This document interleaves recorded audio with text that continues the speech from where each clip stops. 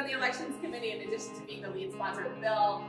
There's a lot of buzz about this legislation in the building because of you and all of your colleagues and friends all across the state talking about RCV and talking about its merits, and also frankly talking about the fact that Beacon Hill should just get out of the way, right? This isn't actually a question for the state legislature. This is a question for every single town and city in the state, plenty of whom, or let me say a growing number of which, have already passed RCV and are just unable to implement it because of bottlenecking and red tape in this very building, which is ridiculous and preposterous, and we should just stop that, and we can stop that with this bill. So update on last week, amazing progress. So as the senator said, the local option bill has advanced the furthest that any ranked choice voting bill has ever advanced in the State House. This is great news. I'm Emerson. I work for Senator Keenan.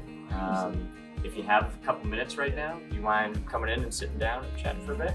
We would love to. Thank you. Hopefully, I don't know if we have enough seating, but you're all welcome. Come on in. Sarah. Ranked choice voting more broadly was something we've been the Senate chair, or Senator Keenan's been the Senate chair of this committee for 2 sessions now, and I think he's, kind of gotten a lot more comfortable with the idea of ranked choice voting just conceptually too. I think it's something that, thanks to a lot of the advocacy of folks like yourself, he's kind of warmed up to it. In this moment, nationally, there's so much vitriol and hate and divisiveness and all these different things, and if everyone is saying the same thing, how do we get involved? How do we make a difference? How do we do something, anything? And everyone's, a lot of people, there's all like, go vote, go vote, go do vote. And it's so much easier said than done. And I think about how many people are voted in, as somebody said earlier, with a simple plurality. And that's not enough. It's not enough anymore. People need more of a direct action. And so to vote in with the majority, which is the simplest way of saying what ranked choice voting does, right? It's the simplest thing, is to move from a plurality to a majority. That's what we're doing, right? Is still a vote. And that's what we're doing.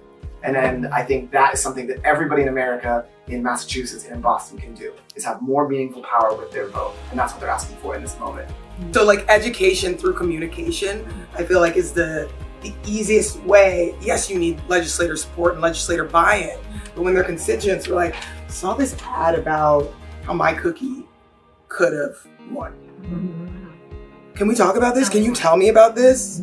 It was filed here.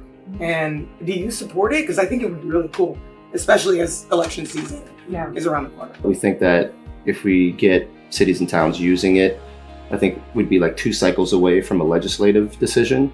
And I think at that point, voters would kind of have made their mind like, hey, this works. What I find is that there's just a huge grassroots movement, so many hundreds of volunteers that show up ready to take action in like so many cities and towns across the state. And I think Ed always talks about that, like the grassroots power is real.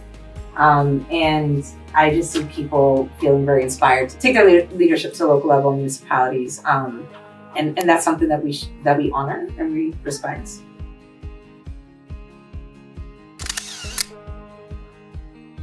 Come on, and you passed it over to us. Oh yeah.